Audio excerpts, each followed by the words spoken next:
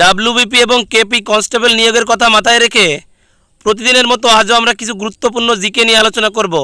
আজকের জিকেগুলো বিভিন্ন competitive exam থেকে সংগ্রহ করা হয়েছে। আজ আমাদের 12তম ক্লাস।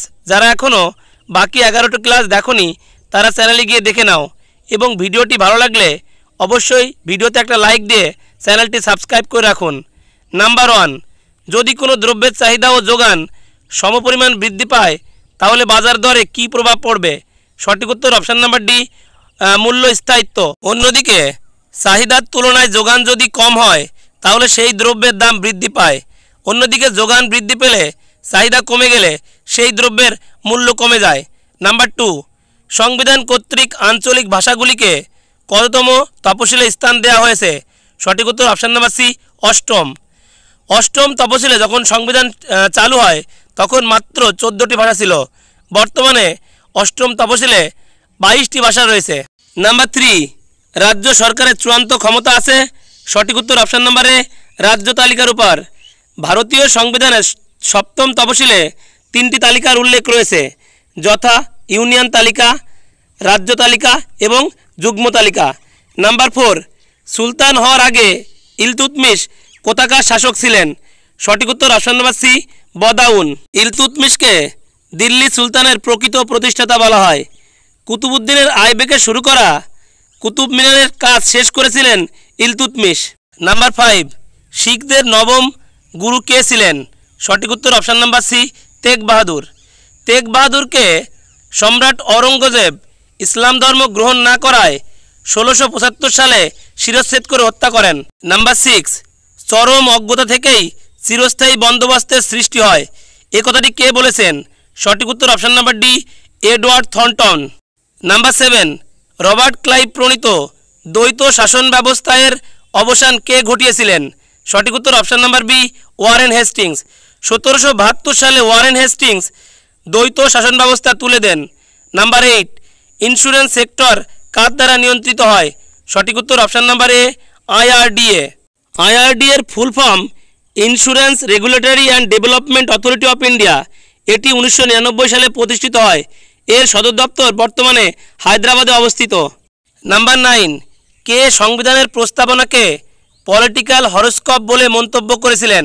সঠিক উত্তর option number A, K M Munshi.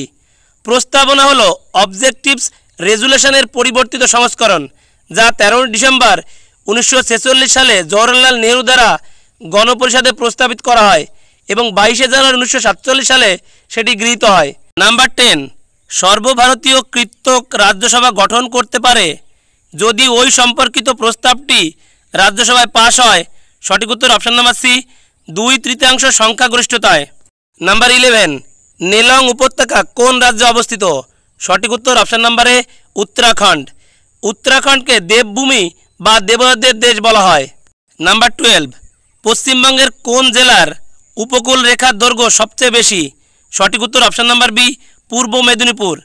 পূর্ব মেদিনীপুরের উপকূল রেখার দৈর্ঘ্য 65.5 কিলোমিটার। নাম্বার 13, ধনতান্ত্রিক অর্থব্যবস্থার কোনো একটি দ্রব্যের দাম নির্ণয় করা হয়? সঠিক উত্তর অপশান নাম্বার ডি, বাজার ব্যবস্থার দ্বারা। নাম্বার 14, অভিজিৎ সেন কমিটি কোন ক্ষেত্রের সাথে যুক্ত? সঠিক উত্তর অপশান নাম্বার ডি, খাদ্যনীতি। নাম্বার 15, এশিয়ার দীর্ঘতম নদী হলো? সঠিক উত্তর option number D, Yangtze Khiang. পৃথিবীর দীর্ঘতম নদী হলো নীলনদ, যার দৈর্ঘ্য 6650 কিলোমিটার। নাম্বার 16, কোন উপকূলের উপহ্রদগুলোকে কয়াল বলে? সঠিক উত্তর অপশান নাম্বার এ, মালাবার উপকূল। মালাবার উপকূল বলা হয় কেরালার উপকূলকে। এই হ্রদগুলোতে ওনাম উৎসব পালন করা হয়। নাম্বার 17, টিক্কা রোগ নিচের কোনটির সঙ্গে যুক্ত? সঠিক উত্তর অপশান নাম্বার ডি, চীনাবাদাম। নাম্বার 18, মানুষের প্রতিটি বৃক্ক বা কিডনিতে নেফ্রনের সংখ্যা কত? সঠিক উত্তর অপশান নাম্বার সি, 10 লক্ষ। কিডনির কার্যকরী একক বলা হয় নেফ্রনকে। নাম্বার 19, বেশিরভাগ ধাতব অক্সাইড? সঠিক উত্তর অপশান নাম্বার বি, ক্ষারকীয় হয়। নাম্বার 20, দুইটি নিউরনের সংযোগস্থলকে বলে? সঠিক উত্তর option number A, synapse. Neuron হলো স্নায়ুতন্ত্রের গঠনগত ও কার্যগত একক। নাম্বার 21, স্বাধীন ভারতে জন্মগ্রহণকারী ভারতের প্রথম রাষ্ট্রপতি কে? সঠিক উত্তর option number C, Droupadi Murmu.